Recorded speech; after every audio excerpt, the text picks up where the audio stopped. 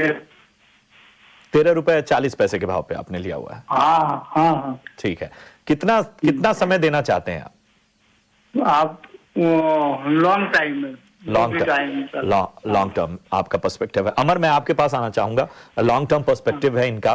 Vodafone idea 13.40 रुपए के भाव पे इन्होंने लिया हुआ है, यहां नुकसान होता हुआ, और रणनीति रखनी चाहिए।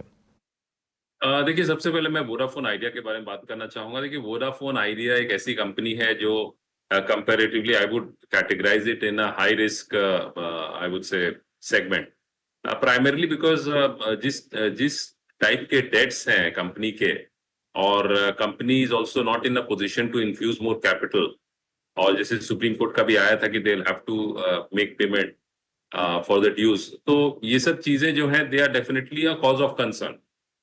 तो टर्न अराउंड ये बेसिकली इस टाइप की कंपनीज होती हैं जो कभी बहुत अच्छा करती हैं, उसके बाद they have fallen into tough times, लेकिन वहां से जो रिवर्सल है that is always a challenge for most of such companies. और उसमें जो परसेंटेज ऑफ कंपनीज जो एक्चुअली में रिवर्स कर पाती हैं और फिर वापस रीमर्ज कर पाती हैं, that percent I don't think is more than 10%। मतलब ऐसी यदि 100 कंपनीज रहेंगी तो उसमें हार्डली 5 to 10% कंपनीज होंगी जो रिवर्स कर पाती हैं। तो we'll have to watch out for, because government भी कहीं ना कहीं चाहती है कि कुछ, क्योंकि आज के डेट में आप प्लेयर्स देखेंगे तो एक जियो है, एक भारती एयरटेल है, एक वोडा है, और जो डोमेस्टिक प्लेयर्स है they are almost non existent sort of from that perspective.